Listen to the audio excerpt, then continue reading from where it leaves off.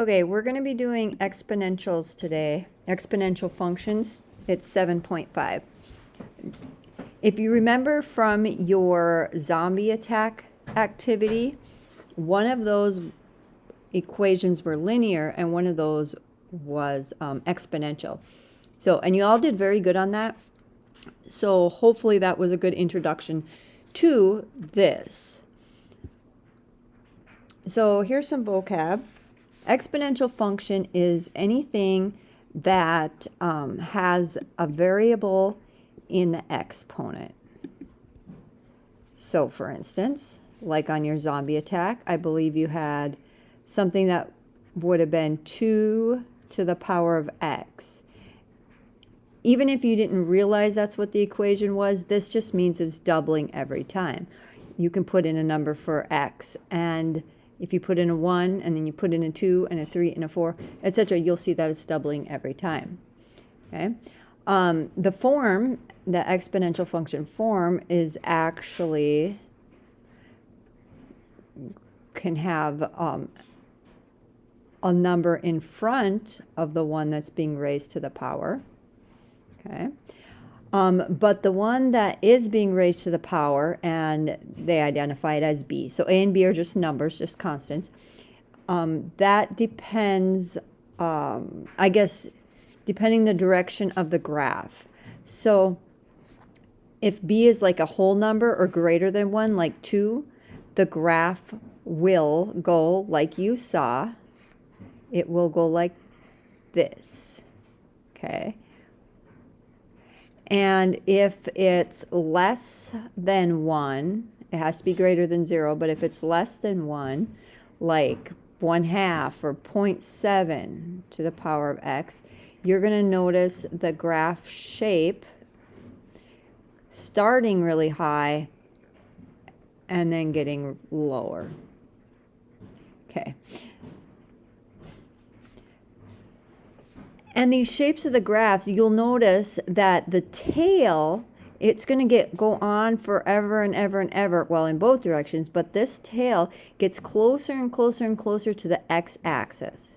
Okay? It's never going to touch the x-axis. What that means is you can put in a really, really low number in for x, and you're just going to get out a decimal very, very, very close to 0. So I will tell you right now that that line that it gets close to but doesn't actually touch is called an asymptote. And same with this one. Its asymptote is at y equals 0, or the x-axis. So on the parent function, the asymptote is going to be y equals 0. It's the line that it's never going to touch. It's going to get really, really close to but never touch. Okay. Also, the domain of all exponential functions is going to be all real numbers.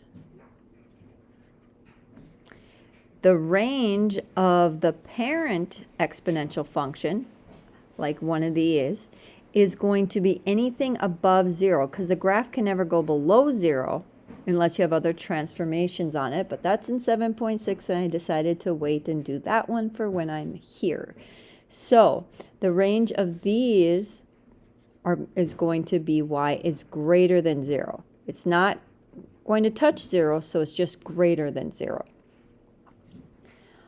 The exponential growth function is this one here, when you have your number greater than 1 as the one being raised to the power of x. Okay? And then the exponential decay function is going to be the one over here where it starts high and gets lower, lower, lower real fast, and when your b is between 0 and 1. So that was a lot of information right here on the vocab page, but that should set the tone for the basic information you need for this lesson. Okay, so this is in your, I believe, it's in that packet of notes that I gave you for chapter 7. And it just shows you the exponential form, a times b to the power of x, where b is the one being raised to x. And here's some examples. You could have 2 times 3 to the power of x. You could have 4 to the power of x. You could have 1/2 to the power of x. This one these two here are growth functions, and this one is an exponential decay function.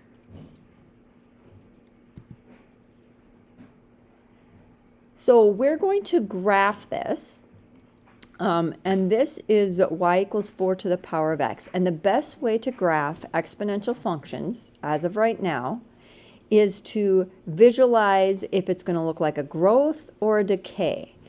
And in this case, since 4 is bigger than 1, we know it's growth. So it's going to start low and get high really fast. Okay? We need to find the y-intercept and the domain range and then the equation of the asymptote. So this middle section is just them plugging in the number for x. But if you put in a -1 for x, you get 4 to the negative first power. And as you remember from your properties of exponents, to make that positive exponent, you have to bring it down to the denominator. So one of your points that you're going to plot is -1, 1/4. Another one you could put in is 0, and anything to the power of 0 is 1. So another point you're going to plot is 0, 1. I'm sorry, my handwriting is terrible. If you plug in a 1, 4 to the first power is 4. So you have 1, 4.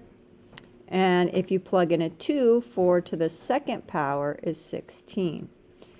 So those are some good points to plot. Now, you can pick any numbers you want for x because the domain is all real numbers. So you can put anything in you want. For graphing purposes, you're going to want to keep them down into that -2, -1, and then 0, 1, and 2. And you want to have 4 or 5 points to plot. So I'm going to make kind of a really terrible graph because that's what I do on here. And we're going to just plot these points. So -1 would be about here, and it goes up to 1/4. 0, 1, 1/4, and 2, 16 shoots way up here somewhere. So the shape of this graph, it starts low and it shoots up. It's supposed to be a nice curve. You'll see when I get it there. So the y-intercept is going to be 1. Because when I put a 0 in for x, I get a 1 out. So the y-intercept is 1. The domain, as I said before, is all real numbers. All exponentials are all real numbers for the domain. The range, because this graph will never actually touch that x-axis, all your outputs will be greater than 0. So that's your range. Y is greater than 0. And then the equation of the asymptote, it's going to be y equals 0, okay? They're all going to be horizontal lines. If this graph was moved into a different direction, if it was moved up or down, let's say it was moved down 3 spaces, something like that, then your asymptote is now going to be at the y equals -3 line.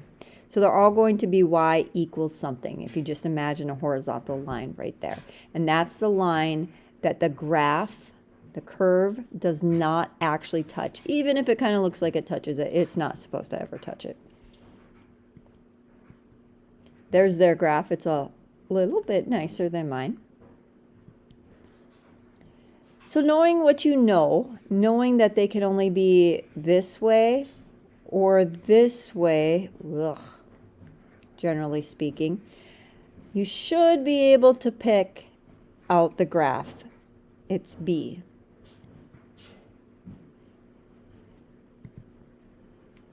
This says using that graph, this is the same graph here, Determine the approximate value of 5 to the power of 0.25. Now you can put this in your calculators if you want, but using the graph, if I go about 0.25 over and see where the graph hits, it hits right about somewhere in there.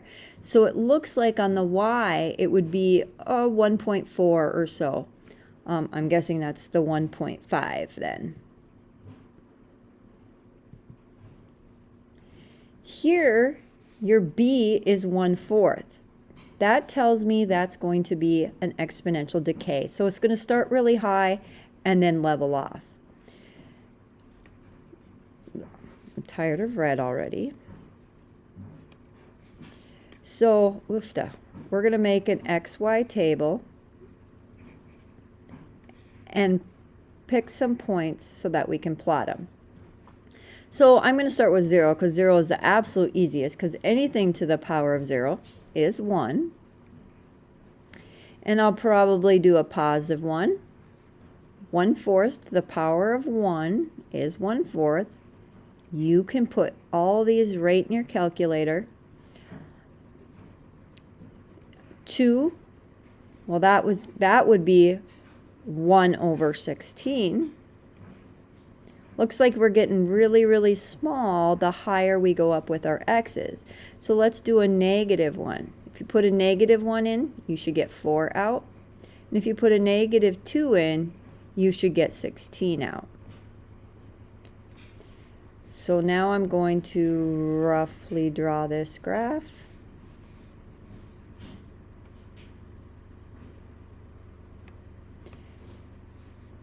Okay. So 0, 1, 1, 1/4,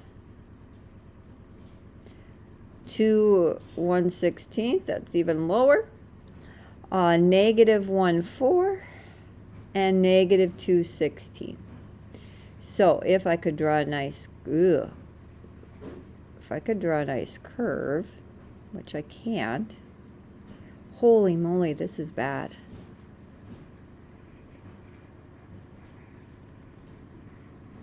Okay, yeah, all right, that's going to have to do just fine with this right now. So the y-intercept, again, when x is 0, y is 1. So the y-intercept is 1. The domain, you should know it by now, is going to be all real numbers. The range, in this case, it never touches that x-axis, so all your outputs will be greater than 0. So y is greater than 0. And then your equation of the asymptote is going to be your x-axis, which is y equals 0.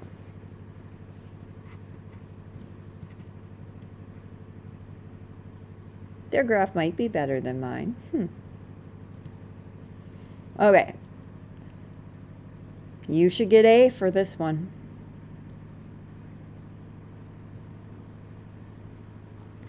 And this is the same thing that we did before. So go ahead and see if you can find where -0.25 would be and where that would meet up on the graph. You should get that it's about 2. This is just talking about showing you the growth and the decay functions. Again, when b is greater than 1, let's see, that's when you have a growth function, and when b is in between 0 and 1, or it's a fraction or decimal, where it's less than 1 there, you're going to get this decay function.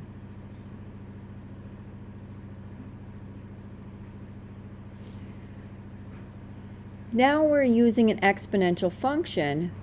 In this case, 25,000 times 0.82 to the power of t, t being time. This is just a depreciation of a new car, because as you know, you buy a brand new car, and as time goes on, the value of the car drops. So it's asking you to find out, well, actually it's not asking you to find out anything yet. We'll go to the next one. They just want you to graph it, but you don't need to do that on this. So it says, what is the value of the car after 5 years? Okay. Well, we have the formula, which is 25,000 times 0.82 to the power of t, but we're going to put in 5.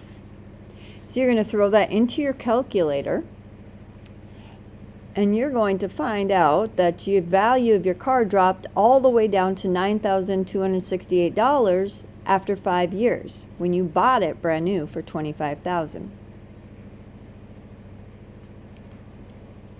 This one's similar. Again, it's a decay function because the 0.82 is the one being raised to the power of a variable, and 0.82 is less than 1, so you're going to be dealing with a decay function again. It wants to know the value of the car after 1 year. This time the car started at 22,000, so if you plug that in your calculator, you're just going to replace 1 here, replace the t with 1. So after 1 year, a $22,000 car in this case is only worth about $18,000. Next, we're going to identify exponential behavior just by an XY table. This, of course, is horizontally. So what you want to do is all of your x's should be equal intervals, okay? 0, 10, 20, 30, and so forth. But what you're going to look at are your y's. And if you can multiply each number by the same factor, I guess, and then it is exponential. If you're adding or subtracting, then it's linear. So 10 times what would be 25? Well, that'd be times 2.5. Well, then go ahead and make sure all these are the same too. So 25 times 2.5. Yep, that's 62.5. And when you multiply that by 2.5, you get 156.25. So if these are all the same, then it's exponential, and all you got to tell me is yes. This would be the explanation right there, that you're multiplying by 2.5 every time. So if you're multiplying or dividing by the same thing every time, it's exponential.